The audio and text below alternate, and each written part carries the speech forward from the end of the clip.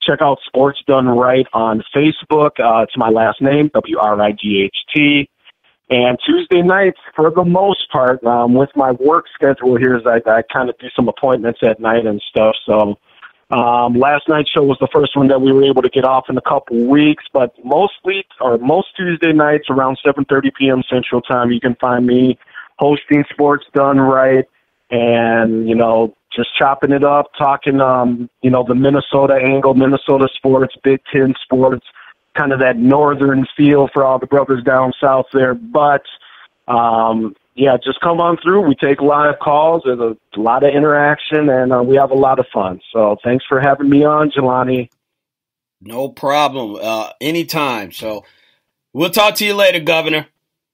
All right, man. And, hey, by the way, congrats again, the Big Blue, on the season. Well done, because honestly, Jay, I did not – if you would have asked me midway through the Big Ten basketball season, there was no way I would have had Michigan doing,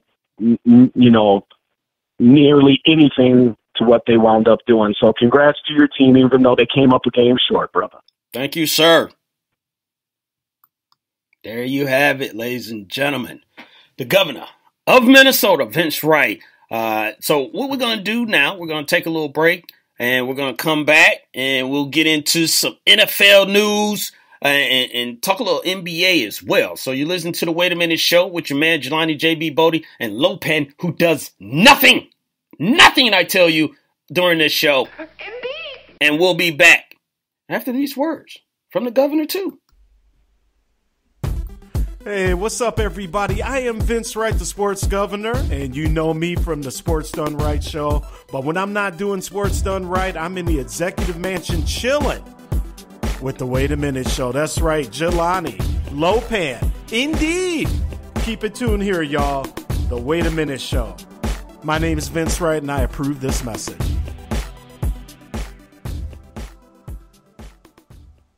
Yo, this is your boy Key C from the Kicking It With Key C show. When I want to jam, I'm jamming with Queen Josie and DJ New as they're kicking those vibes. Don't be a crook who steals. Buy what you need at DougieDeals.com. We don't take orders from super fools. We give them. X gon' give it to you. Any and all resistance will crumble. Nonsense. There's never been a threat Squad couldn't handle. It is the purpose of the Squad to align our infamous forces against the powers of good and defeat them, leaving us, the rulers of the world.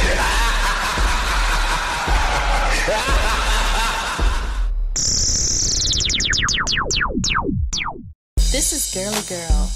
Join me every Sunday at 5 o'clock p.m. Eastern Standard Time for Girly Girls World for intriguing conversation and relevant topics. Girly Girls World for the women on the go and the men who want to know.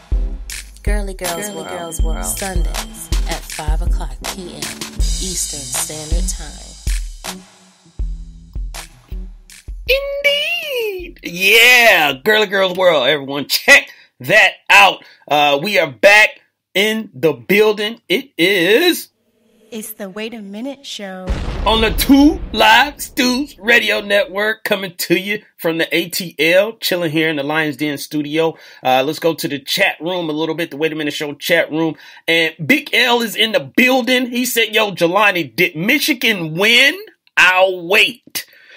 No, Big L, Michigan did not win, but Loyola, which is a team that you got behind, didn't win either. And they took a big L. You like that? Big L. They took a big L to the Michigan Wolverines. So they were sitting right next to me on the couch while Michigan was losing. So you're right. You can wait. And you can also wait for next season with that L on your lap. So there it is. Angry Black Man said Big L Villanova is still scoring on Michigan. Yeah, they were reigning supreme, and there was nothing, we could do, And Big L said ABM, which is Angry Black Man, everyone in Michigan hates Nova, number 10. Facts. Yeah. Yeah, he gave them the business.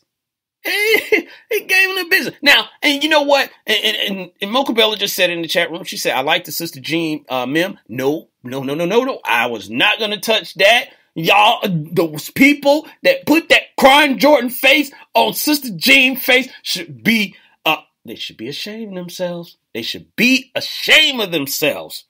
And I, myself, made sure I did not laugh at all on that meme. Lopan, I cannot say that for him, though. Indeed. Lopan was cracking up. And I said, Lopan, they gonna get you. The nuns is gonna catch you in the alley, and they gonna get you, and they gonna deal with you, bruh. So you better leave Sister Jean alone. But let's get into some of this NFL news, and we had a trade go down, which was pretty big, and the New England Patriots decided, you know what, we're going to go college basketball as well, and we're going to be one and done. They traded Brandon Cooks to the Los Angeles Rams, and very surprising to me with what the Patriots did, but they got LA's number 23, the 23rd overall pick in the first round for Brandon Cooks. So that leaves them with 2 first-round picks. And they also picked up, I think, a 6th round from the Rams. It was either 6 or 4 because someone got 6, someone got 4th. But more importantly, the first-round pick they basically got for Brandon Cooks. So Brandon Cooks, one and done. He's off to L.A. to get with the team that LA is building. But now that leaves the question, or begs the question, you know, as far as like, what in the world is the Patriots doing? You know, and Danny Amendola is gone. That's missed the playoff. He'll get injured during the year, but somehow, some way he show up in the playoffs. Julian Edelman, he's coming off an injury. You know, so it's just like, what kind of Julian Edelman are you going to get? Is it going to be a slow return? You know, is it, we saw Jordy Nelson, you know, he had an ACL injury and it took him a little bit over a year, you know, a season, mid-season to try and regain form. You got Chris Hogan. Chris Hogan is still learning the wide receiver, you know, position. And you got Malcolm Mitchell, which may be their secret weapon that they're going to be looking at as far as like a guy that step up. He had a really good rookie year. Was injured all of last year, and now he's back from this knee injury saying that he's, you know, 100% healthy and he's ready to go. So maybe he is the guy that they're looking at, you know, on replacing Brandon Cooks. Now, I don't know if you can replace the numbers that Brandon Cooks, you know, had or just the deep threat that he had, but what are the Patriots doing? But you have to trust what they're doing because it seems like a lot of the moves that they make, not all of them, but a lot of the moves that they make turn out to work out and they get to the Super Bowl or they get to an AFC championship game. And that is the ultimate goal, if you will, you know, in the game of football. Now, for the Rams, this just adds another piece. Now, there was rumors that the Rams were trying to get the services of Brandon Cooks last year. So now they got him this year and they got their replacement. They have their deep threat, you know, that they lost in Sammy Watkins. But I'm sure they're looking at Brandon Cooks as an upgrade from what Sammy Watkins was. And he's not injury prone, you know. I shouldn't say injury prone, but he hasn't had the injury history that Sammy Watkins has had. But now if you look at their team, and they're talking about, you know, giving him an extension. And this is probably one of the reasons, and I said this before, Patriots usually get rid of you a year earlier than a year late. You know, Brandon Cooks was set up. He was going to get paid, and he was not going to be taking a hometown discount, if you will. And reports are that they talked about it as far as like what, you know, would work. And we know the Patriots don't pay people, you know, like that. They go and find someone else. And maybe it might be Philip Dorsett. I forgot about him. He was on the team this past year as well. So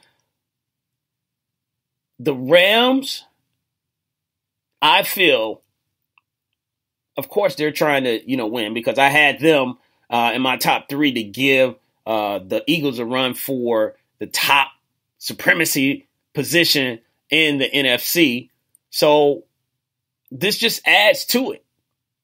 They were all on the defensive side with Ndamukong Suh, with Marcus Peters, with Aqib Talib. They traded, Ogletree and Quinn out, and now it looks like they're working on the offensive side of the ball. You already got Todd Gurley, you got Jared Goff. There were reports that Jared Goff and Brandon Cook's been working out during the offseason anyway. They got the same agent, so it seems like that worked out, and that was something maybe that was in the works a long time ago before we even knew about it. I like what the Rams are doing. The only thing about it is maybe this is a win now, because you still have to think. You have Jared Goff on a rookie deal. You have Todd Gurley on a rookie deal. You got Aaron Donald that you're going to have to pay to keep him. And Ndamukong Suh is getting paid $14 million for 1 year. If he balls out, you best believe he's looking for more than $14 million. So it's kind of like what, they're all in. They're pushing their chips all in for this year and trying to make that push. In the Wait a Minute Show chat room, Clutch Talk Sports, my man Kevin Gray said the Patriots have 2 first-round picks. Guess what the Giants were asking for Odell Beckham Jr.? That's right, 2 first-round picks. And that leads into what was going to be the next discussion, Clutch, and we'll get to that in just a moment, as far as about, Odell Beckham. But I'm glad that you brought that up. Shelly B, appreciate Shelly B for dropping in. She brought up RG3. We're going to talk about RG3 getting a job in the NFL.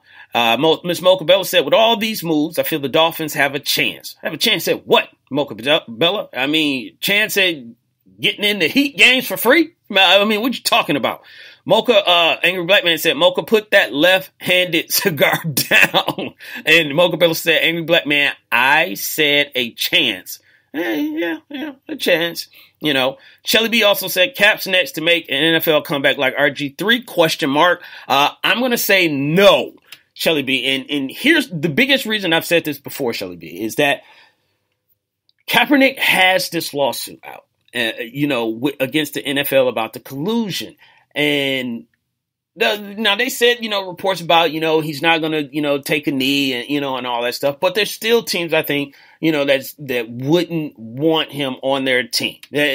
I'm just being honest. But I think the biggest thing is really about the collusion, because the whole thing is that the owners is going to be like him against us, because if he in the collusion is against, I think, Robert Kraft, McNair for the Houston Texans, is one other person I want to say. But with that still out there looming, I just don't think anyone is going to give Kaepernick a chance. He should, especially with RG3 getting the opportunity to play backup quarterback for the Ravens. And some of these other guys that's getting, deals. Matt Castle just got a backup job with the Lions.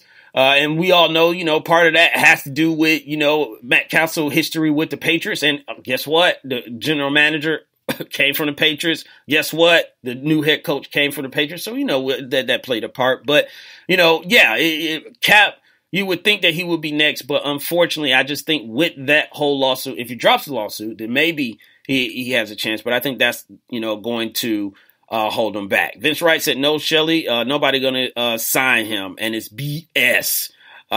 So, yeah, it's crazy. It's crazy, and it won't change. My man Ben from BS3 Sports said Gruden should sign Cap, talking all that noise, and that's what Gruden is talking, Ben. Noise. He don't want that. I mean, he just cut one of the best punters who just went to the Pro Bowl in Marquette King. And then they're saying that, some of it might have been, with not that Marquette is a bad guy or anything, but he wants a certain type of environment. And I guess maybe Marquette doesn't fit, into that. So you best believe Kaepernick showing up and that show or that arena that would open itself to John Gruden, he wouldn't have the necessary control that he would want. So, yeah, he just, but you got to give Kaepernick credit, he put his career on the line, and his career may be over. And I have a saying, this is bigger than rap, so I think that's what it is, you know, and I think if he never plays again, I think he's at peace with that, because what he